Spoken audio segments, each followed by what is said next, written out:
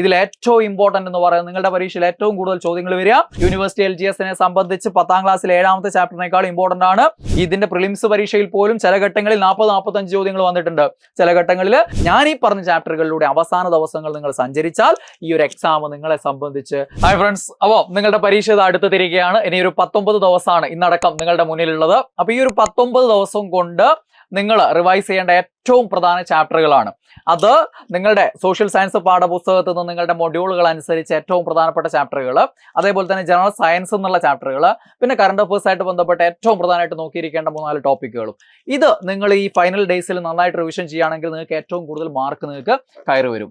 ഇവിടെ ഒരു പ്രത്യേകത ഉള്ളതെന്ന് പറഞ്ഞാൽ റിവിഷൻ നിങ്ങൾക്ക് എളുപ്പമാണ്. കാരണം പ്രിലിംസിന്റെയും മെയിൻസിന്റെയും സിലബസ് ഒന്ന് തന്നെയായിരുന്നു. അപ്പോൾ അതിൽ ചെറിയ കുറച്ച് കാര്യങ്ങൾ മാത്രമാണ് മെയിൻസിന്റെ സിലബസിൽ അധികം ഉള്ളൂ. അതുകൊണ്ട് പ്രിലിംസിന് വേണ്ടി പഠിച്ച അതേ കാര്യങ്ങളും ചാപ്റ്ററുകളും ഒക്കെ തന്നെയാണ് നിങ്ങൾ മെയിൻസിന് വേണ്ടി വീണ്ടും പഠിക്കുന്നത്. അത് എത്രത്തോളം നിങ്ങൾ നന്നായിട്ട് പഠിച്ചിട്ടുണ്ട് എന്നുള്ളതനുസരിച്ചിരിക്കും നിങ്ങളുടെ മാർക്കും നിങ്ങളുടെ റാങ്കും എന്നുള്ള കാര്യങ്ങളൊക്കെ. Okay, yes. അപ്പോൾ നമുക്ക് ആദ്യം സോഷ്യൽ സയൻസ് പാഠപുസ്തകത്തിൽ നിന്നുള്ള ഏറ്റവും പ്രധാനപ്പെട്ട ചാപ്റ്ററുകൾ. മൊത്തം നിങ്ങൾക്ക് നിങ്ങളുടെ സിലബസ് പ്രകാരം 32 ചാപ്റ്ററുകൾ നിങ്ങൾക്ക് പഠിക്കാനുണ്ട്. ടോട്ടൽ 32 ചാപ്റ്ററുകൾ പഠിക്കാനുണ്ട്. അതിൽ ഏറ്റവും പ്രധാനപ്പെട്ടത് എന്ന് ഞാൻ കരുതുന്ന 16 ചാപ്റ്ററുകൾ. ഇപ്പോഴത്തെ ഒരു ട്രെൻഡ് അനുസരിച്ച് ഏറ്റവും പ്രധാനപ്പെട്ട ഏറ്റവും കൂടുതൽ ചോദ്യങ്ങൾ ആവർത്തിക്കുന്ന ഒരു 16 ചാപ്റ്ററുകൾ ഒന്ന് നോട്ട് ചെയ്യുക. അപ്പൊ ഇവിടെ നിന്ന് നിങ്ങൾക്ക് മൊഡ്യൂൾ 1, മൊഡ്യൂൾ 2 അല്ലെ, അങ്ങനെ ഇന്ത്യ ചരിത്രം, കേരള ചരിത്രം, ദേശീയ പ്രസ്ഥാനമായിട്ട് ബന്ധപ്പെട്ടുള്ള കേരളത്തിലെ മുന്നേറ്റങ്ങൾ, ഇന്ത്യ ചരിത്രം 2 മൊഡ്യൂൾ ഉണ്ട്. മൊഡ്യൂൾ 1 മൊഡ്യൂൾ 2 ഉണ്ട്. അപ്പൊ അങ്ങനെയുള്ള ഏരിയകൾ, അതേപോലെ തന്നെ സോഷ്യൽ സയൻസിൽ geography, Indian geography, Kerala geography പിന്നെ ആകെ 2 കുഞ്ഞു ചാപ്റ്ററുകളേ ഉള്ളൂ. അപ്പൊ ഇവിടെ നോക്കിയുള്ള മാർക്ക് ഏറ്റവും പ്രധാനമായിട്ട് കിട്ടുക ഈ പറയുന്ന ചാപ്റ്ററുകളിൽ നിന്നാണ്. അവിടെ 32 ചാപ്റ്ററുകൾ മൊത്തം പഠിക്കാനുള്ളതിൽ 16 ചാപ്റ്ററുകളാണ് ഞാൻ തരുന്നത്. ഇതിങ്ങനെ തന്നെ പറയാനുള്ള കാരണം അതാണ്, നിങ്ങളെ അറിയുന്നത് മൊത്തം അങ്ങ് തരികയല്ലേ എന്നാണ് ആദ്യം അല്ലാതെ കാണുന്നവൻ ചിന്തിക്കുക. അതുകൊണ്ടാണ് ഇത് മനസ്സിലാക്കേണ്ടത്. അതേപോലെ ജനറൽ സയൻസ് എന്നും വളരെ പ്രധാനപ്പെട്ട 93ഓളം ചാപ്റ്റർ ഉണ്ട്. അതിൽ ഏറ്റവും പ്രധാനപ്പെട്ട കുറച്ച് ചാപ്റ്ററുകൾ ഞാൻ തരും. അവിടെ ഇത്രയും സാധനങ്ങൾ പഠിച്ചാൽ തന്നെ ഈ 19 ദിവസം കൊണ്ട് ഒരു 55ഓളം ചാപ്റ്ററുകൾ ഉണ്ട്. ഒരു 3 വീതം ചാപ്റ്ററുകൾ ഓരോ ദിവസവും റിവിഷൻ ചെയ്യുക. നിങ്ങളുടെ പഠനത്തോടൊപ്പം ഇതും കൂടെ, പഠനത്തോടൊപ്പം എന്ന് പറഞ്ഞാൽ വേറെ കാര്യമായിട്ട് പഠിക്കാനൊന്നും ഇല്ലല്ലോ, പിന്നെ മേസല്ലേ ഉള്ളത് 20 മാർക്കിന്റെ. അപ്പം ഇതെന്ത് ചെയ്യുക, ആ രീതിയിൽ ഓരോ ദിവസവും 3 റിവിഷൻ ചെയ്യുക. 3 സിമ്പിൾ ആയിട്ട് നടക്കും. കാരണം ചില ചാപ്റ്ററുകളൊക്കെ വളരെ കുഞ്ഞു ചാപ്റ്ററുകളാണ്. ഓൾറെഡി നിങ്ങൾ പ്രിലിംസിന് വേണ്ടി പഠിച്ചതാണ്, ഇപ്പൊ മെയിൻസിന് വേണ്ടിയിട്ടുള്ള തയ്യാറെടുപ്പിൽ നോക്കിയിട്ടുള്ളതാണ്. പക്ഷെ ഇതാണ് ഏറ്റവും ഇമ്പോർട്ടന്റ് എന്ന് അറിഞ്ഞുകൊണ്ട് പഠിക്കുമ്പോൾ, അവിടെ ഒരു പോയിന്റ് പോലും വിടാതെ പഠിക്കുമ്പോൾ നിങ്ങൾ യൂണിവേഴ്സിറ്റി LGSന്റെ ആദ്യ റാങ്കുകളിലേക്ക് അങ്ങ് കടന്നു പോകും എന്നുള്ളതാണ്. അത് നിങ്ങൾക്ക് ഏറ്റവും ഉപകാരപ്രദമാവും ഇന്നത്തെ ഒരു വീഡിയോ. അതുകൊണ്ട് ഈ ചാപ്റ്ററുകൾ നന്നായിട്ട് റിവിഷൻ ചെയ്യാം. നോക്കിയേ, സോഷ്യൽ സയൻസിൽ 7ാം ക്ലാസ്സിലെ 4ാമത്തെ ചാപ്റ്റർ ഇന്ത്യ പുതുയുഗത്തിലേക്ക്. നിങ്ങൾക്കറിയാം 7ാം ക്ലാസ്സിൽ 2, 3, 4, 9 ഇത്രയും ചാപ്റ്ററുകൾ ഉണ്ട്. 10ാം ക്ലാസ്സിൽ 4, 5, 6, 7 ചാപ്റ്ററുകൾ ഉണ്ട്. ഇതിൽ ഏറ്റവും ഇമ്പോർട്ടന്റ് എന്ന് പറയുന്നത് നിങ്ങളുടെ പരീക്ഷയിൽ ഏറ്റവും കൂടുതൽ ചോദ്യങ്ങൾ വരിക 7ാം ക്ലാസ്സിലെ 4ാമത്തെയും 9ാമത്തെയും ചാപ്റ്റർ, 10ാം ക്ലാസ്സിലെ 5, 6, 7 ചാപ്റ്ററുകൾ. ബാക്കി ചാപ്റ്ററുകൾ ഞാൻ വിട്ടിട്ടുണ്ട്. ഇതിൽ ഏറ്റവും ഇമ്പോർട്ടന്റ് ചാപ്റ്ററുകൾ ഇതാണ്. ഓക്കെ, പ്രത്യേകിച്ചും 7ാം ക്ലാസ്സിലെ 9ാമത്തെ ചാപ്റ്റർ വളരെ ഇമ്പോർട്ടന്റ് ആണ്. അതേപോലെ 10ാം ക്ലാസ്സിലെ 7ാമത്തെ ചാപ്റ്ററിൽ നിന്ന് നിങ്ങൾക്ക് 4 or 5 ചോദ്യങ്ങൾ വന്നാൽ പോലും നിങ്ങൾ അതിശയിക്കേണ്ടതില്ല. ഒരൊറ്റ ചാപ്റ്ററിൽ നിന്ന് 4 or 5 ചോദ്യങ്ങൾ വരാനുള്ള സാധ്യത. കാരണം എന്താ, സ്വാതന്ത്ര്യാനന്തര ഇന്ത്യയുടെ ഒരു മൊഡ്യൂൾ മാത്രമായിട്ട്, പ്രത്യേക ഒരു മൊഡ്യൂളായിട്ട് തന്നെ നിങ്ങൾക്ക് കൊടുത്തിട്ടുണ്ട്. അതുകൊണ്ട് തന്നെ ഈ ഒരു ചാപ്റ്റർ വളരെ വളരെ ഇമ്പോർട്ടന്റ് ആണ്. ഒരു പോയിന്റ് പോലും അപ്രധാനം എന്ന് കരുതാതെ എല്ലാം പഠിച്ചു തീർത്ത് കഴിഞ്ഞാൽ അവിടെ നിങ്ങൾക്ക് മാക്സിമം മാർക്ക് നിങ്ങൾക്ക് സ്കോർ ചെയ്തെടുക്കാൻ പറ്റും കേട്ടോ. 4 or 5 മാർക്ക് ചിലപ്പോൾ ആ ഒരു ചാപ്റ്ററിൽ നിന്ന് മാത്രമായിട്ടൊക്കെ കടന്നു വന്നാൽ നിങ്ങൾ ഞെട്ടണ്ട. ഓക്കെ, ദെൻ അടുത്തത് 7ാം ക്ലാസ്സിലെ 8ാമത്തെ ചാപ്റ്റർ നവകേരള സൃഷ്ടിക്കായി. 10ാം ക്ലാസ്സിലെ 8ാമത്തെ ചാപ്റ്റർ കേരളം ആധുനികതയിലേക്ക്. ഈ 2 ചാപ്റ്ററുകൾ ഇവിടെ ഏറ്റവും ഇമ്പോർട്ടന്റ് ആണ്.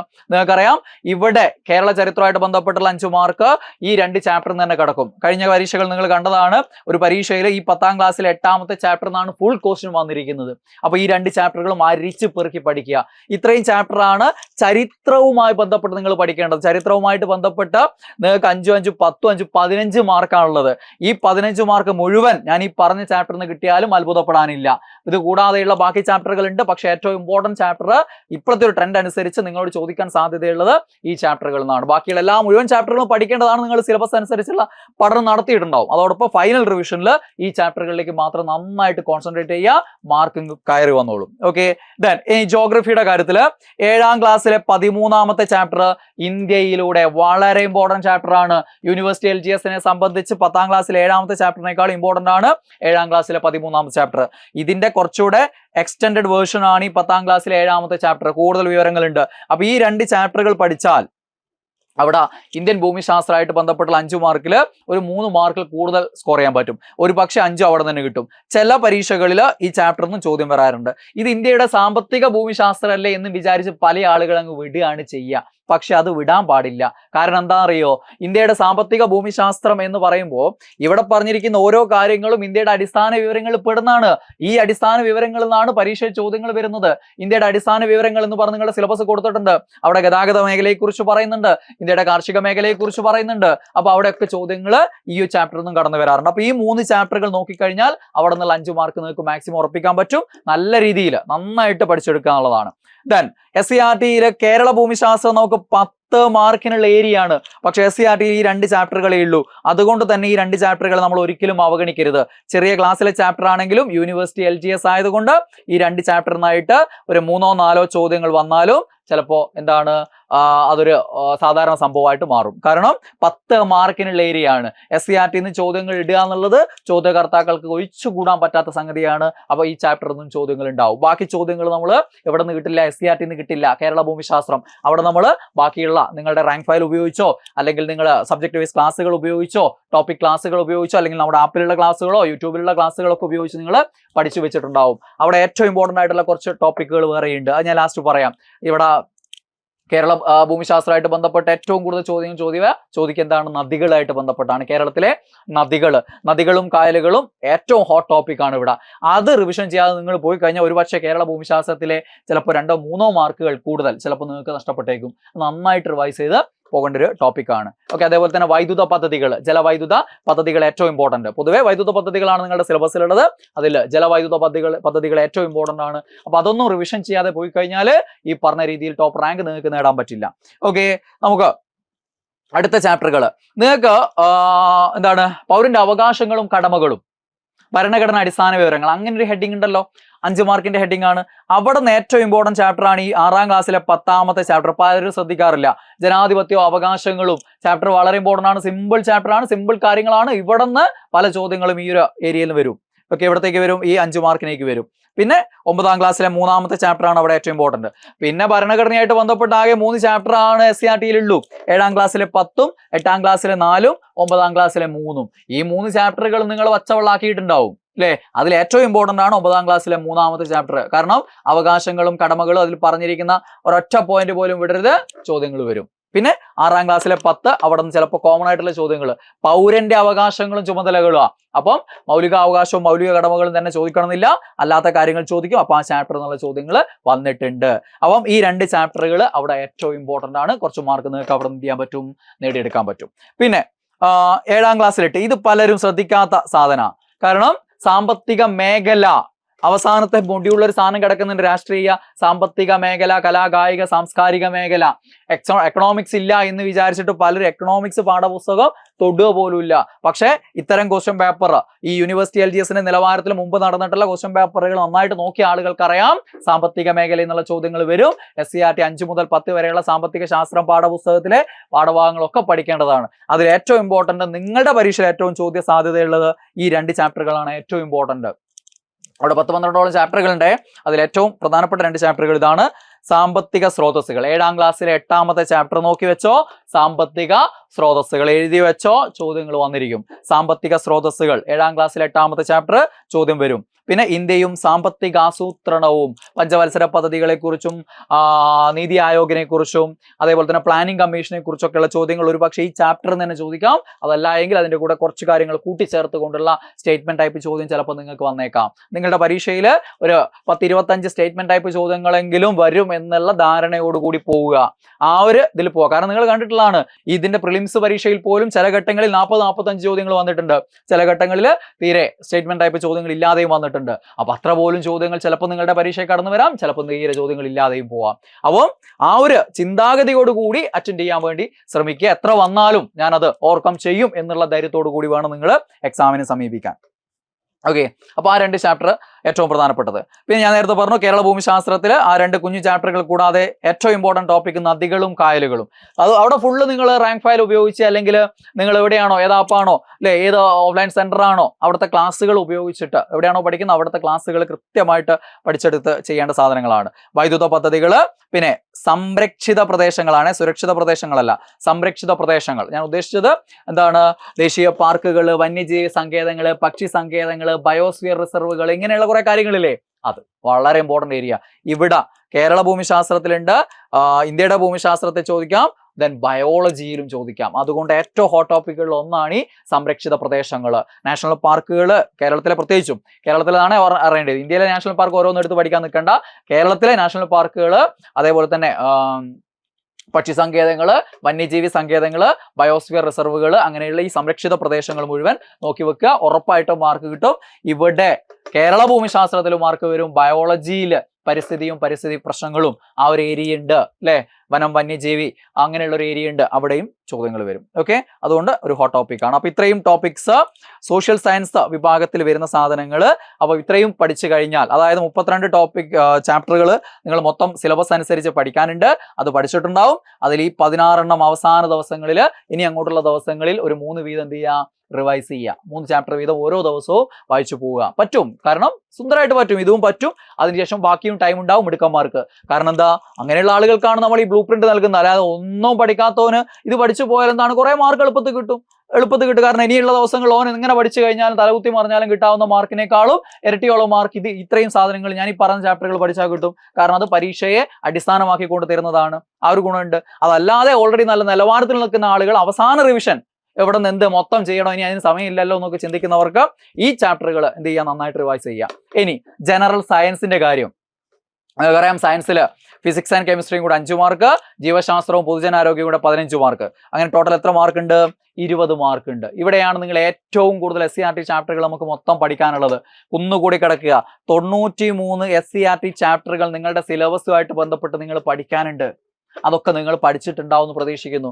അതിൽ ഏറ്റവും ഇമ്പോർട്ടൻ്റ് ആയിട്ടുള്ള, ഇപ്പോൾ ഏറ്റവും പ്രധാനപ്പെട്ട ഫൈനൽ റിവിഷനിൽ വിട്ടുപോകാൻ പാടില്ലാത്ത ഒരു 39ഓളം ചാപ്റ്ററുകൾ ഉണ്ട്. ഇതെന്ത് ചെയ്യണം, നന്നായിട്ട് റിവൈസ് ചെയ്ത് പോവുക. ഇവിടെ നിന്നാണ് ഏറ്റവും കൂടുതൽ ചോദ്യ സാധ്യത നിങ്ങളുടെ പരീക്ഷയിൽ. അപ്പോൾ നോക്കിക്കോ, ആദ്യം ഫിസിക്സിന്റെ കാര്യത്തിൽ 5ാം ക്ലാസ്സിലെ 9ാമത്തെ ചാപ്റ്റർ ബഹിരാകാശം വിസ്മയങ്ങളുടെ ലോകം. ഇവിടെ വളരെ സിമ്പിൾ ആയിട്ടുള്ള കുറെ ഫാക്ട്സ് ഉണ്ട്. ഇത് തന്നെയാണ് LGS പരീക്ഷയിൽ സൗരയൂഥം അല്ലെ, ഗ്രഹങ്ങള് ആ ഒരു ഏരിയ ആയിട്ട് ബന്ധപ്പെട്ടും പിന്നെ ഈ ബഹിരാകാശ മേഖലയൊക്കെ ആയിട്ട് ബന്ധപ്പെട്ട് ചോദ്യങ്ങൾ വരുമ്പോൾ ഇവിടെ നിന്നാണ് ചോദ്യം വരുന്നത്. അപ്പൊ ഈ ഒരു ചാപ്റ്റർ നോക്കുക. പിന്നെ 6ാം ക്ലാസ്സിൽ 9ാമത്തെ ചാപ്റ്റർ ചലനത്തിനൊപ്പം, ചലനവും ബലവും വളരെ ഇമ്പോർട്ടൻറ്റ് ടോപ്പിക്കാണ് ഫിസിക്കൽ സയൻസിൽ. ആകെ 5 മാർക്കേ ഫിസിക്സും കെമിസ്ട്രിയും കൂടി ഉള്ളൂ. അവിടെ കുറെ ചാപ്റ്ററുകൾ ഉണ്ട്. ഓക്കെ, യെസ്, ചലനത്തിനൊപ്പം. പിന്നെ 6ാം ക്ലാസ്സിൽ 8ാമത്തെ ചാപ്റ്റർ തിങ്കളും താരങ്ങളും. ഈ 2 ചാപ്റ്ററുകളാണ് ഈ ബഹിരാകാശ മേഖല അല്ലെങ്കിൽ സൗരയൂഥം അല്ലെങ്കിൽ പ്രപഞ്ചം ഈ ഒരു സംവിധാനമായിട്ട് ബന്ധപ്പെട്ടുള്ള ചാപ്റ്റർ ഏറ്റവും ഇമ്പോർട്ടന്റ്. ഇവിടെ നിന്ന് ചോദ്യങ്ങൾ വരും. തിരുവാതിര നക്ഷത്രത്തെ കുറിച്ചൊക്കെയുള്ള ചോദ്യങ്ങൾ അടുത്ത കാലത്ത് ചോദിച്ചുകൊണ്ടിരിക്കുന്നത് ഈ ചാപ്റ്റർ എന്നാണ്. ഓക്കെ, ദെൻ 7ാം ക്ലാസ്സിലെ 2ാമത്തെ ചാപ്റ്റർ പ്രകാശ വിസ്മയങ്ങൾ. ഫിസിക്കൽ സയൻസിൽ ഒരു ചോദ്യം ഉറപ്പിക്കാവുന്ന ഒരു ടോപ്പിക്കാണ് പ്രകാശം എന്ന് പറയുന്നത്. ശബ്ദം അല്ലെങ്കിൽ പ്രകാശം അല്ലെങ്കിൽ താപം, ഇതിൽ 3-ൽ ഏതെങ്കിലും 1-ഓ 2-ഓ സാധനം എന്തായാലും എന്തുണ്ടാവും, ചോദ്യ പേപ്പർ ഉണ്ടാവും. ഫിസിക്സും കെമിസ്ട്രിയും കൂടെ ആകെ 5 മാർക്കേ ഉള്ളൂ എന്ന് ഓർക്കണം. അപ്പോൾ അവിടെ ഈ 3 ടോപ്പിക്കിൽ ഏതെങ്കിലും എന്തായാലും നിങ്ങളുടെ പരീക്ഷയിൽ വരും. ഓക്കെ, ദെൻ 7ാം ക്ലാസ്സിലെ 2ാമത്തെ ചാപ്റ്റർ ആ പ്രകാശ വിസ്മയങ്ങൾ എന്നുള്ള ചാപ്റ്റർ നന്നായിട്ട് നോക്കുക. 7ാം ക്ലാസ്സിലെ 7ാമത്തെ ചാപ്റ്റർ മർദ്ദം, ദ്രാവകത്തിലും വാതകത്തിലും, ബലത്തെക്കുറിച്ച്, ദ്രാവക മർദ്ദങ്ങളെക്കുറിച്ച്, ദ്രവബലങ്ങളെക്കുറിച്ച് പറയുന്ന ഒരു ചാപ്റ്ററാണ്. അത് നോക്കുക. പിന്നെ താപം ഈ ഒരു ചാപ്റ്റർ മാത്രമേ ഉള്ളൂ. അതുകൊണ്ട് ഒട്ടുമിക്ക പരീക്ഷകളിലും താപവുമായി ചോദ്യം വരികയാണെങ്കിൽ അത് ഈ ചാപ്റ്റർ തന്നെയാണ് ചോദിക്കുന്നത്. താപം ഒഴുകുന്ന വഴികൾ 7ാം ക്ലാസ്സിൽ 9ാമത്തെ ചാപ്റ്റർ. താപത്തിന്റെ എന്താണ് ചാലനം, സംവഹനം, വികിരണം, എങ്ങനെയുള്ള രീതികളുണ്ടല്ലോ, അതൊക്കെ വളരെ ഇമ്പോർട്ടൻ്റ് ആണ്. ദെൻ 8ാം ക്ലാസ്സിലെ ചലനം, ബലം. 8ാം ക്ലാസ്സിലെ തന്നെ 10ാമത്തെ ചാപ്റ്റർ ബലം. ഇത് രണ്ടും ഇമ്പോർട്ടൻ്റ്. ഞാൻ നേരത്തെ പറഞ്ഞിട്ട് പ്രകൃതിയിലെ ചലനങ്ങളും ബലങ്ങളും വളരെ ഇമ്പോർട്ടൻ്റ് ടോപ്പിക്കാണ്. ഒട്ടുമിക്ക ക്വസ്റ്റ്യൻ പേപ്പറിലും സെലക്റ്റീവ് ആണല്ലോ ഇവിടെ. കാരണം 12 ടോപ്പിക് ഉണ്ട്, 5 മാർക്കേ ഉള്ളൂ. അപ്പം ഇതിൽ നിന്ന് 5 മാർക്ക് എന്ന് പറയുമ്പോൾ സെലക്ട് ചെയ്യപ്പെടുമ്പോൾ മിക്കവാറും പരീക്ഷകളിൽ ഈ ടോപ്പിക്കുകൾ സെലക്ട് ചെയ്യപ്പെടും. ചലനം, ബലം, പ്രകാശം ഇതൊക്കെ സെലക്ട് ചെയ്യപ്പെടുന്നുണ്ട്. ഓക്കെ, അതുകൊണ്ട് തന്നെ പ്രകാശത്തിന്റെ ഈ ചാപ്റ്റർ കൂടെ നോക്കുക. പ്രകാശ പ്രതിപതനം, ഗോളീയ ദർപ്പണങ്ങൾ. പിന്നെ 10ാം ക്ലാസ്സിൽ 4, 5, 6 ചാപ്റ്ററുകളൊക്കെയാണ്. ഓക്കെ, അതൊന്നും ഫൈനൽ റിവിഷനിൽ ചെയ്തിട്ടില്ലെങ്കിൽ കുഴപ്പമില്ല, നിങ്ങൾ ഓൾറെഡി പഠിച്ചിട്ടുണ്ടാവും. ഓക്കെ, ദെൻ 8ാം ക്ലാസ്സിലെ 19ാമത്തെ ചാപ്റ്റർ ശബ്ദം. പിന്നെ 9ാം ക്ലാസ്സിലെ 1ാമത്തെ ചാപ്റ്റർ ദ്രവബലങ്ങൾ, ഇമ്പോർട്ടൻറ്റ്. ദെൻ ഗുരുത്വാകർഷണം. ഈ അടുത്ത കാലത്ത് ഒട്ടുമിക്ക ചോദ്യ പേപ്പറുകളിലും ഗുരുത്വാകർഷണമായിട്ട് ബന്ധപ്പെട്ട ഒരു ചോദ്യം കാണാറുണ്ട് കേട്ടോ. ഇത് ബലം എന്നുള്ള ടോപ്പിക്കിൽ വരുന്നതാണ് ശരിക്കും, ഗുരുത്വാകർഷണ ബലം. പക്ഷെ ഒട്ടുമിക്ക ക്വസ്റ്റ്യൻ പേപ്പറിലും ഈ ഗുരുത്വാകർഷണം ഒരു ചോദ്യമായിട്ട് കടന്നു വരും. ഒന്ന് ശ്രദ്ധിച്ചേക്ക് കേട്ടോ. പിന്നെ 9ാം ക്ലാസ്സിൽ 5ാമത്തെ ചാപ്റ്റർ പ്രവൃത്തി, ഊർജം, പവർ. ഈ ചാപ്റ്ററും വളരെ ഇമ്പോർട്ടൻറ്റ്. ഓക്കെ, അപ്പൊ അത്രയും ചാപ്റ്റർ ആണ് ഫിസിക്സിൽ. ദെൻ കെമിസ്ട്രിയിലെ ഇമ്പോർട്ടൻറ്റ് ചാപ്റ്ററുകൾ, നിത്യജീവിതത്തിലെ രസതന്ത്രവുമായി ബന്ധപ്പെട്ടുള്ള ചോദ്യങ്ങൾ മിക്കവാറും ഈ 2 ചാപ്റ്ററുകളിൽ നിന്നാണ് കൂടുതലും പരീക്ഷകളിൽ കടന്നു വരുന്നത്. ആസിഡും ആൽക്കലിയും എന്നുള്ള ഒരു ചാപ്റ്റർ ഉണ്ട്. പിന്നെ 7ാം ക്ലാസ്സിലെ 10ാമത്തെ ചാപ്റ്റർ സുരക്ഷ, ഭക്ഷണത്തിലും എന്നുള്ള ചാപ്റ്റർ. ഇത് രണ്ടും വളരെ ഇമ്പോർട്ടൻ്റ് ആണ്. ഇവിടെയുള്ള പ്രിസർവേറ്റീവുകൾ, ഭക്ഷണത്തിന് നിറം കൊടുക്കുന്ന പദാർത്ഥങ്ങളൊക്കെ പരീക്ഷയിൽ കടന്നു വരാൻ സാധ്യതയുണ്ട്. എറിത്രോസിനോ ടാട്രാസിനോ അല്ലെ പോൺസിയാറോ അങ്ങനെയുള്ള ഏതെങ്കിലും സാധനങ്ങൾ പരീക്ഷയിൽ കടന്നു വരും. ആസിഡും ആൽക്കലിയായിട്ട് ബന്ധപ്പെട്ടുള്ള ബേസിക് ഫാക്ട്സ് പറയുന്ന ഒരു ചാപ്റ്റർ ആണിത്. ഓക്കെ, 7ാം ക്ലാസ്സിലെ 4ാമത്തതും 7ാം ക്ലാസ്സിലെ 10ാമത്തതും. ഓക്കെ, പിന്നെ 8ാം ക്ലാസ്സിലെ 5ാമത്തെ ചാപ്റ്റർ പദാർത്ഥങ്ങളിലെ അടിസ്ഥാന ഘടകങ്ങൾ, ആറ്റത്തിന്റെ ഘടനയായിട്ട് ബന്ധപ്പെട്ടും അതേപോലെ തന്നെ ദ്രവ്യവുമായി ബന്ധപ്പെട്ടൊക്കെയുള്ള ചോദ്യങ്ങൾ വരാവുന്ന ഒരു ചാപ്റ്ററാണിത്. 8ാം ക്ലാസ്സിലെ 7ാമത്തെ ചാപ്റ്റർ ലോഹങ്ങൾ എന്നുള്ള ചാപ്റ്റർ. പിന്നെ 9ാം ക്ലാസ്സിൽ 1ാമത്തെ ചാപ്റ്റർ ആറ്റത്തിന്റെ ഘടന, വളരെ ഇമ്പോർട്ടൻറ്റ്. ഇത് ഒട്ടുമിക്ക ചോദ്യ പേപ്പറിലും കെമിസ്ട്രിയിൽ മിക്കവാറും സ്പർശിക്കപ്പെടുന്ന ഒരു ഏരിയയാണ് ഈ ആറ്റത്തിന്റെ ഘടന. അതുകൊണ്ട് തന്നെ ഏറ്റവും ഇമ്പോർട്ടൻറ്റ് ചാപ്റ്ററുകളിൽ ഒന്നാണ് കെമിസ്ട്രിയിൽ. ഏത്? 9ാം ക്ലാസ്സിലെ 1ാമത്തെ ചാപ്റ്റർ. പിന്നെ 9ാം ക്ലാസ്സിലെ 4ാമത്തെ ചാപ്റ്റർ പീരിയോഡിക് ടേബിൾ. ആറ്റത്തിന്റെ ഘടന കഴിഞ്ഞാൽ ഇത് കഴിഞ്ഞാൽ പിന്നെ ഏറ്റവും ഇമ്പോർട്ടൻറ്റ് ചാപ്റ്റർ ഈ പീരിയോഡിക് ടേബിൾ എന്നുള്ള ചാപ്റ്റർ ആണ്. 9ാം ക്ലാസ്സിലെ 6ാമത്തെ ചാപ്റ്റർ അലോഹങ്ങൾ. 10ാം ക്ലാസ്സിലെ ലോഹ നിർമ്മാണം. ഇവിടെ ഒരു ബോക്സ് ഉണ്ട്. ആ ഒരു ബോക്സിൽ ലോഹങ്ങളും അയിരുകളും കൊടുത്തിട്ടുണ്ട്. ആ ബോക്സ് നന്നായിട്ട് ബൈഹാർട്ടാക്കി വെച്ചോ, ഇമ്പോർട്ടൻ്റ് ആണ്. ചോദ്യത്തിന് നല്ല സാധ്യതയുണ്ട്. ഓക്കെ, പിന്നെ അയിര് എന്താണ്, ഗ്യാങ് എന്താണ്, ഫ്ലക്സ് എന്താണ്, അങ്ങനെയുള്ള കാര്യങ്ങളും ആ ചാപ്റ്ററിൽ വളരെ ഇമ്പോർട്ടൻ്റ് ആയിട്ടുള്ള ഏരിയകളാണ്. ഓക്കെ, യെസ്, ഇത്രയും ചാപ്റ്ററുകളാണ് കെമിസ്ട്രിയിലെ ഏറ്റവും പ്രധാനപ്പെട്ട ചാപ്റ്ററുകൾ. ഇനി ബയോളജിയിൽ 15 മാർക്ക് ഉണ്ട്. ജീവശാസ്ത്രവും പൊതുജനാരോഗ്യവും കൂടെ 15 മാർക്ക് ഉണ്ട്. ഈ പൊതുജനാരോഗ്യം പഠിക്കാൻ വേണ്ടിയിട്ട് എല്ലാ ആളുകളും പുറത്ത് പോയിട്ട് എന്തൊക്കെയോ അരിച്ച് കലക്കി പഠിക്കും. അവസാനം ചോദ്യം വരുന്നത് തീർത്ത് എവിടെ നിന്നെ? ഈ SCERT തന്നെയാണ്. 15 മാർക്കിനുള്ള ചോദ്യങ്ങളുണ്ട്. നിങ്ങൾക്ക് ഏറ്റവും ഇമ്പോർട്ടൻ്റ് ആയിട്ടുള്ള ഏരിയകൾ ഒന്ന് റിവൈസ് ചെയ്യാം. ഓക്കെ, 5ാം ക്ലാസ്സിലെ 7ാമത്തെ ചാപ്റ്റർ അറിവിന്റെ ജാലകങ്ങൾ, വളരെ ഇമ്പോർട്ടൻറ്റ് ചാപ്റ്റർ. 5ാം ക്ലാസ്സിലെ 8ാമത്തെ ചാപ്റ്റർ അകറ്റി നിർത്താം രോഗങ്ങളെ. ഇവിടെ 10ാം ക്ലാസ്സിലെ 4ാമത്തെ ചാപ്റ്ററും. ഈ 2 ചാപ്റ്റർ പഠിച്ചാൽ 1, 2 അതിൽ കൂടുതലോ മാർക്കും ചിലപ്പോൾ നിങ്ങൾക്ക് ഉറപ്പിക്കാൻ പറ്റും. ഒരു മാർക്ക് എന്തായാലും വരും, പക്ഷേ അത് കൂടാറുണ്ട്. ഈ പൊതുജനാരോഗ്യം കൂടെ ഉള്ളത് കൊണ്ട് ഇവിടെ നിന്നുള്ള മാർക്ക് കൂടാറുണ്ട്. ഒരു മാക്സിമം 2, 3 മാർക്ക് വരെ ഈ 2 ചാപ്റ്ററുകളിൽ നിന്നായിട്ട് നിങ്ങൾക്ക് ഉറപ്പിക്കാൻ പറ്റും. 5ലെ 8ഉം 10ലെ 4ഉം കൂടെ പഠിച്ചാൽ. ഓക്കെ, 6ാം ക്ലാസ്സിൽ 5ാമത്തെ ചാപ്റ്റർ ആഹാരം ആരോഗ്യത്തിന്. അവിടെ വിറ്റാമിന്റെ ടേബിൾ ഉണ്ട്. വിറ്റാമിൻ ഒരു ചോദ്യം ഉറപ്പാണ്. അത് കൂടാതെ ആ ഒരു ടേബിൾ മാത്രം പോരാ, വിറ്റാമിൻസ് നിങ്ങൾ അഡീഷണൽ ആയിട്ട് കുറച്ചുകൂടെ കാര്യങ്ങൾ നോക്കിയിരിക്കേണ്ടതാണ് പൊതുവെ. അതൊക്കെ ഒന്ന് റിവൈസ് ചെയ്യുക. അതോടൊപ്പം ഈ ചാപ്റ്ററിലുള്ള ബാക്കി കാര്യങ്ങൾ മുഴുവൻ പഠിക്കുക. കാരണം ആരോഗ്യ വിജ്ഞാനമായിട്ട് ബന്ധപ്പെട്ട് ചോദ്യം വരാൻ നല്ല സാധ്യതയുള്ള ചാപ്റ്ററാണ്. മിക്കവാറും ഈ വിറ്റാമിനായിട്ട് വരുന്നതുകൊണ്ട് ആ വിറ്റാമിന്റെ ടേബിൾ മാത്രം ആ ചാപ്റ്ററിൽ നിന്ന് പഠിക്കും, ബാക്കി ഇല്ലല്ലോ. കാരണം എന്താ, വിറ്റാമിനും രോഗങ്ങളും അല്ലേ സിലബസ് പറഞ്ഞിട്ടുള്ളൂ. ബാക്കിയുള്ള മിനറൽസോ ഒന്നും അവിടെ നമുക്ക് വേണ്ടെന്നാ വിചാരിക്കുക. പക്ഷെ വേണ്ടതാണ്. ആരോഗ്യ വിജ്ഞാനമായിട്ട് ബന്ധപ്പെട്ട് ആ ചാപ്റ്ററിൽ നിന്ന് വേറെയും ചോദ്യങ്ങൾ ഉണ്ടാവും. ഇനി പരിസ്ഥിതിയുമായി ബന്ധപ്പെട്ട ഏറ്റവും ഇമ്പോർട്ടൻറ്റ് ചാപ്റ്റർ ആണ് 6ാം ക്ലാസ്സിലെ 6ാമത്തെ ചാപ്റ്ററും പിന്നെ 8ാം ക്ലാസ്സിലെ ഒരു ചാപ്റ്ററും ഉണ്ട്. ആ 2 ചാപ്റ്ററുകളാണ് അവിടെ ഏറ്റവും പ്രധാനപ്പെട്ടത്. അങ്ങോട്ട് പറയുന്നുണ്ട് കേട്ടോ. പിന്നെ 6ാം ക്ലാസ്സിലെ 10ാമത്തെ ചാപ്റ്റർ രൂപത്തിനും ബലത്തിനും, അസ്ഥികളെ കുറിച്ചുള്ള ചാപ്റ്റർ ഒരു മാർക്ക് മിക്കവാറും ചോദിക്കാറുണ്ട്. പിന്നെ 7ാം ക്ലാസ്സിലെ 1ാമത്തെ ചാപ്റ്റർ കാർഷിക മേഖല. പരിസ്ഥിതി എന്ന് പറയുമ്പോൾ അവിടെ കാർഷിക മേഖലയായിട്ട് ബന്ധപ്പെട്ട് ചോദ്യം വരും. ഇവിടെ സങ്കരയിനം വിളകൾ ഒരു മാർക്ക് ഉറപ്പിക്കാവുന്ന സംഗതിയാണ്. ആ ടേബിൾ ഉണ്ടല്ലോ, ആ വിളകളുടെ ടേബിൾ, ആ വിളകളും അതിന്റെ അത്യുൽപാദന ശേഷിയുള്ള ഇനങ്ങൾ, സങ്കര ഇനങ്ങളുടെ പേരും, അത് വളരെ ഇമ്പോർട്ടൻ്റ് ആണ്. 7ാം ക്ലാസ്സിൽ 1ാമത്തെ ചാപ്റ്റർ. പിന്നെ 8ാം ക്ലാസ്സിൽ ഒരു ചാപ്റ്റർ കൂടി ഉണ്ട്, പക്ഷേ ഏറ്റവും ഇമ്പോർട്ടൻറ്റ് ചാപ്റ്റർ ഇതാണ്. ഓക്കെ, പിന്നെ ആരോഗ്യ വിജ്ഞാനമായിട്ട് ബന്ധപ്പെട്ടുള്ള ചോദ്യങ്ങളിൽ ഭൂരിഭാഗവും വരിക ദഹന വ്യവസ്ഥയായിട്ട് ബന്ധപ്പെട്ട. അതിൽ ഏറ്റവും ഇമ്പോർട്ടൻറ്റ് ചാപ്റ്ററുകളിൽ ഒന്നാണ് 7ാം ക്ലാസ്സിലെ അന്നപഥത്തിലൂടെ. ഇതിന്റെ ഒരു കണ്ടിന്യൂഷൻ ഒരു ചാപ്റ്റർ കൂടി ഉണ്ട്, അതും പഠിക്കണം. അവിടെ ദഹന വ്യവസ്ഥയായിട്ട് ബന്ധപ്പെട്ട് നിങ്ങൾക്ക് എൻസൈമുകളെ കുറിച്ചോ പല്ലിനെ കുറിച്ചോ ഉള്ള ചോദ്യങ്ങൾ ഉറപ്പായിട്ടും പരീക്ഷയിൽ ഉണ്ടായിരിക്കും. ഓക്കെ, ദെൻ 7ാം ക്ലാസ്സിൽ 6ാമത്തെ ചാപ്റ്റർ നിർമ്മലമായ പ്രകൃതിക്കായി. ഇമ്പോർട്ടൻ്റ് ആണ്. ഇവിടെ പരിസ്ഥിതിയിൽ വളരെ ആവശ്യമുള്ള മറ്റൊരു ചാപ്റ്റർ ആണിത്. 6ാം ക്ലാസ്സിലെ 6ഉം 7ാം ക്ലാസ്സിലെ 6ഉം പിന്നെ 8ാം ക്ലാസ്സിലെ 13ഉം. ഈ 3 ചാപ്റ്ററുകൾ പരിസ്ഥിതി മേഖലയായിട്ട് ബന്ധപ്പെട്ട ഏറ്റവും ഇമ്പോർട്ടൻ്റ് ചാപ്റ്ററുകളാണ്. ഉറപ്പായിട്ട് ചോദ്യം വരും കേട്ടോ, ഉറപ്പ്. ഓക്കെ, ദെൻ 8ാം ക്ലാസ്സിലെ 1ാമത്തെ ചാപ്റ്റർ കുഞ്ഞറയ്ക്കുള്ളിലെ ജീവരഹസ്യങ്ങൾ. മനുഷ്യ ശരീരമായിട്ട് ബന്ധപ്പെട്ട് ഏറ്റവും ഇമ്പോർട്ടൻ്റ് ആയിട്ടുള്ള ഒരു ഏരിയ ആണ് സെൽസ്, കോശങ്ങൾ. അപ്പൊ അവിടുന്ന് ചോദ്യങ്ങൾ ഇവിടെ നിന്നാണ് വരിക. ഇതാ ഞാൻ നേരത്തെ പറഞ്ഞത് 7ാം ക്ലാസ്സിലെ 4ാമത്തെ കൂടാതെ 9ാം ക്ലാസ്സിലെ രണ്ടാമത്തെ ചാപ്റ്റർ ആഹാരം അന്നപഥത്തിൽ. ആ 2 ചാപ്റ്ററുകൾ ദഹന വ്യവസ്ഥയായിട്ട് ബന്ധപ്പെട്ട് ഏറ്റവും ഇമ്പോർട്ടന്റ് ചാപ്റ്റേഴ്സ് ആണ്. ആരോഗ്യ വിജ്ഞാനത്തിൽ നിന്നുള്ള ചോദ്യങ്ങൾ വരിക ഇവിടെ നിന്നാണ് മക്കളെ, നോക്കി വെച്ചോ, ഉറപ്പാ. നിങ്ങൾ പഴയ ക്വസ്റ്റ്യൻ പേപ്പർ എടുത്ത് നോക്കിയാൽ നിങ്ങൾക്ക് ഇതൊക്കെ പറയുന്നത് വെറുതെ, ഞാൻ ഇത്ര ആത്മവിശ്വാസത്തോടെ പറയുന്നത് എന്താണെന്നുള്ളത് നിങ്ങൾക്ക് ഈ ക്വസ്റ്റ്യൻ പേപ്പർ എടുത്ത് നോക്കിയാൽ നിങ്ങൾക്ക് മനസ്സിലാവും. ഓക്കെ, ദെൻ 9ാം ക്ലാസ്സിലെ 3ാമത്തെ ചാപ്റ്റർ ലഘു പോഷകങ്ങൾ കോശങ്ങളിലേക്ക്, ഇതിന്റെ ബാക്കിയാണ്. ആ ചാപ്റ്റർ കൂടെ നോക്കുക. പിന്നെ 4ാമത്തെ ചാപ്റ്റർ ഊർജത്തിനായി ശ്വസിക്കാം. കാരണം പൊതുജനാരോഗ്യത്തില് ആരോഗ്യ വിജ്ഞാനത്തിലുള്ള ചോദ്യങ്ങൾ കൂടുതൽ ഉണ്ടാവും. കാരണം 15 മാർക്ക് ഉണ്ട്. ജീവശാസ്ത്രവും പൊതുജനാരോഗ്യം കൂടെ 10 മാർക്കോളം ചോദിക്കണം. അപ്പൊ ഹ്യൂമൻ ബോഡി ആയിട്ട് ബന്ധപ്പെട്ടും ഈ ഇത്തരം കാര്യങ്ങളായിട്ട് ബന്ധപ്പെട്ടുള്ള ചോദ്യങ്ങളും കൂടുതൽ പരീക്ഷയിൽ വരും. അപ്പം ഈ 9ലെ 2, 3, 4 ചാപ്റ്ററുകൾ കണ്ടിന്യൂസ് ആയിട്ടുള്ള ചാപ്റ്ററുകളാണ്. ആരോഗ്യ വിജ്ഞാനമായിട്ട് ബന്ധപ്പെട്ട് വളരെ ഇമ്പോർട്ടൻറ്റ് ചാപ്റ്റർ ആണ്. പിന്നെ എന്താണ് ഇത് 10ാം ക്ലാസ്സിലല്ല കേട്ടോ, ഇത് 9ാം ക്ലാസ്സിലെ 5ാമത്തെ ചാപ്റ്റർ ആണ്, വിസർജനം സമസ്ഥിതി പാലനത്തിന്. 9ാം ക്ലാസ്സിലെ 2, 3, 4, 5 ആ 4 ചാപ്റ്ററുകൾ ചോദ്യങ്ങളുടെ കലവറയായിട്ട് മാറും. ക്വസ്റ്റ്യൻ പേപ്പർ നിങ്ങൾക്ക് കിട്ടുമ്പോൾ നിങ്ങൾക്ക് മനസ്സിലാവും. നന്നായിട്ട് റിവൈസ് ചെയ്യുക കേട്ടോ. ഓക്കെ, ദെൻ 10ാം ക്ലാസ്സിൽ നിന്ന് അറിയാനും പ്രതികരിക്കാനും ജ്ഞാനേന്ദ്രിയങ്ങളായിട്ട് ബന്ധപ്പെട്ടുള്ള ചാപ്റ്റർ, നാഡീ വ്യവസ്ഥയായിട്ട് ബന്ധപ്പെട്ടുള്ള ചാപ്റ്റർ.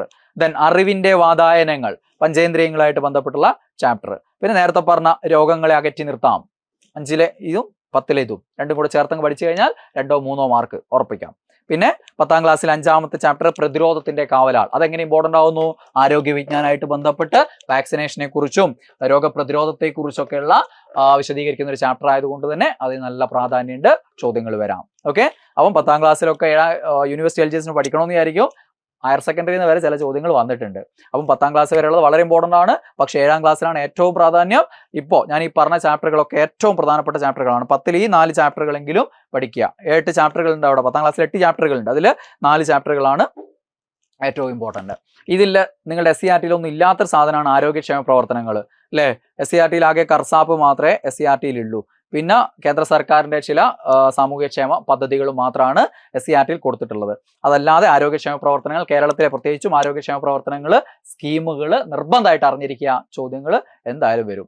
അത് കറണ്ട് അഫേഴ്സിനും പ്രാധാന്യമുള്ള സാധനമാണ് കേരളത്തിലെ സ്കീമുകൾ. അതുകൊണ്ട് അവിടെ 1, 2 ചോദ്യങ്ങൾ വരാനുള്ള സാധ്യത കൂടുതലാണ്. ഞാൻ നേരത്തെ പറഞ്ഞു, വൈറ്റമിൻ 6ാം ക്ലാസ്സിലെ 5ാമത്തെ ചാപ്റ്ററിലുള്ള ആ ഒരു കഷ്ണം മാത്രം പോരാ, ബാക്കിയുള്ള കാര്യങ്ങൾ കൂടി ഒന്ന് നോക്കി വെക്കുക. ഇത്രയാണ് ബയോളജിയിൽ നിങ്ങൾ റിവൈസ് ചെയ്യേണ്ടത്. അപ്പോൾ അങ്ങനെ ആവുമ്പോൾ GK മൊഡ്യൂൾ അവിടെ കഴിയും. സോഷ്യൽ സയൻസും ബേസിക് സയൻസിലുള്ള ഈ ചാപ്റ്ററുകൾ എടുക്കുമ്പോൾ മൊഡ്യൂൾ 1, 2, 3, 4, 5, 6 എന്നുള്ള ആ ഒരു മൊഡ്യൂളുകൾ അവിടെ കംപ്ലീറ്റ് ആവും. കംപ്ലീറ്റ് ആവും മീൻസ് ഏറ്റവും പ്രധാനപ്പെട്ട ഏരിയകൾ മുഴുവൻ അവിടെ കംപ്ലീറ്റ് ആവും. പിന്നെ ഞാൻ ഈ പറഞ്ഞിരിക്കുന്ന അഡീഷണൽ ഏരിയകൾ പ്രത്യേകം ഒന്നുകൂടെ നോക്കുക. പിന്നെ ആനുകാലികത്തിൽ നിങ്ങൾക്കറിയാം 20 മാർക്കോളം നമുക്ക് കിടക്കുന്നുണ്ട്.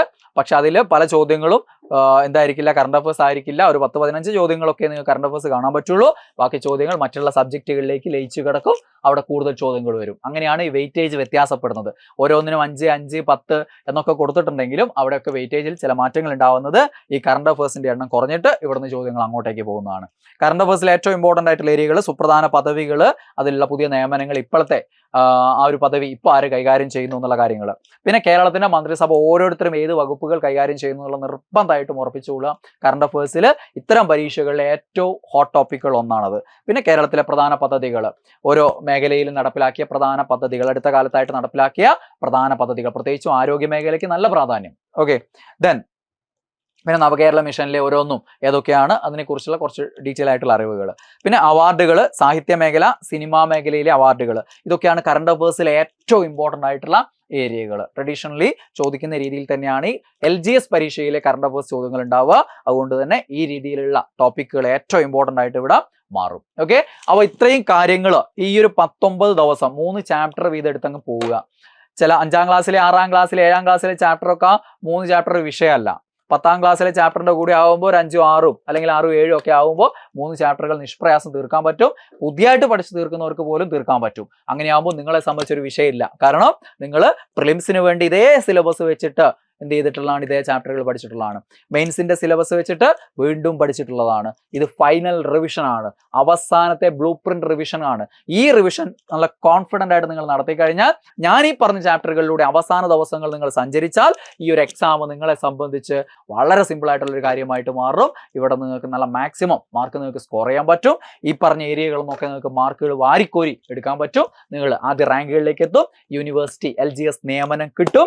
അങ്ങനെ യൂണിവേഴ്സിറ്റികളിലേക്ക് നിങ്ങൾ ചേക്കേറി പോകും. ഞങ്ങളൊക്കെ എപ്പോഴെങ്കിലും അവിടെ എന്തെങ്കിലും ആവശ്യത്തിന് വരുമ്പോൾ, അല്ലെങ്കിൽ നമ്മുടെ സുഹൃത്തുക്കൾ ആരെങ്കിലും ഒക്കെ വരുമ്പോൾ അവരെയൊക്കെ സഹായിക്കാനുള്ള മനസ്സ് കാണിക്കുക. അപ്പൊ എല്ലാവർക്കും സർക്കാർ ജോലിയിലേക്കുള്ള ചുവടുവെപ്പായി ഈ ഒരു വർഷം മാറട്ടെ. നിങ്ങൾ എല്ലാവരും യൂണിവേഴ്സിറ്റി LGS നേടാൻ സാധിക്കട്ടെ എന്ന് ആശംസിച്ചുകൊണ്ട്